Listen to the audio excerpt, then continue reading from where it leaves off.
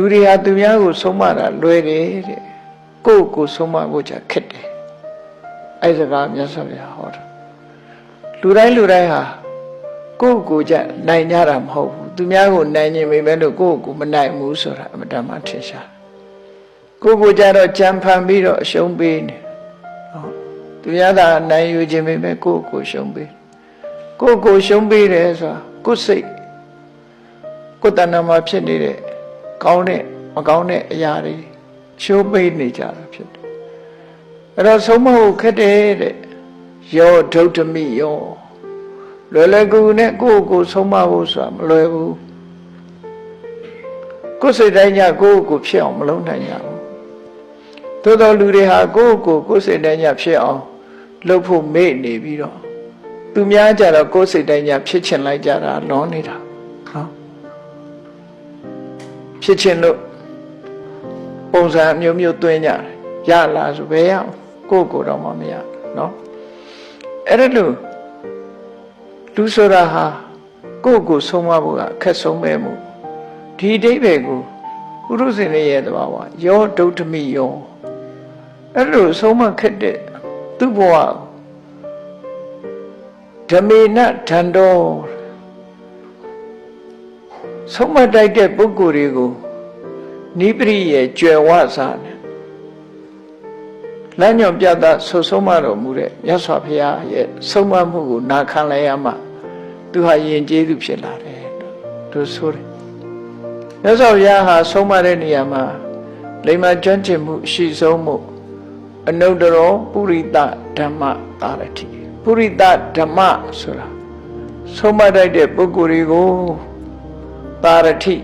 ထိန်ကြောင်းဆုံးမတဲ့နေရာမှာအနုတ္တရောအတော်ဆုံးပဲလို့ပြောတယ်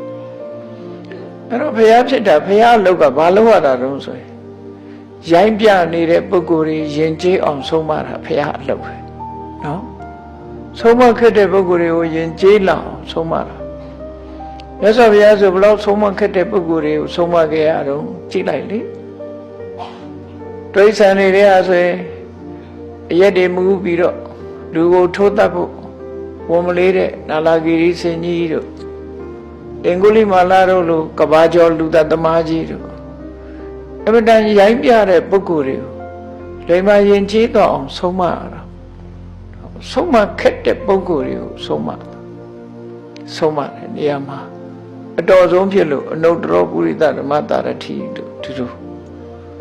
ချီးကျူးတာအလကားချီးကျူးတာမဟုတ်ဂုဏ်တစ်ခုအနေနဲ့တင်ပြီးတော့ပြောတာမဟုတ်တကယ်လက်တွေ့ကိုမြတ်စွာဘုရားဆုံးမခက်တဲ့ပုဂ္ဂိုလ်တွေကိုလိမ္မာယဉ်ကျေးအောင်ဆုံးမနိုင်စွမ်းရှိလို့ပေါ့ဆုံးမခက်တဲ့ပုဂ္ဂိုလ်တွေကိုမြတ်စွာဘုရားရဲ့ဆုံးမရတဲ့အခါမှာအလုံးကိုစိတ်နေသဘောထားတွေကလည်းယဉ်ကျေးသွားတယ်အလုံးကိုယဉ်ကျေးသွားလို့ဓမေနဓန္တောသူ့ဘဝကိုသူပြန်ပြောတာအဆုံးမခက်တဲ့လူတစ်ယောက်ဖြစ်တဲ့သူ့ကိုမြတ်စွာဘုရားဆုံးမလို့သူဟာယဉ်ကျေးသွားတယ်သူ့နာမည်လေးသူထုတ်ဖော်ပြောတယ်ဓဗ္ဗောဓဗ္ဗဆိုတဲ့လူတစ်ယောက်ဟာ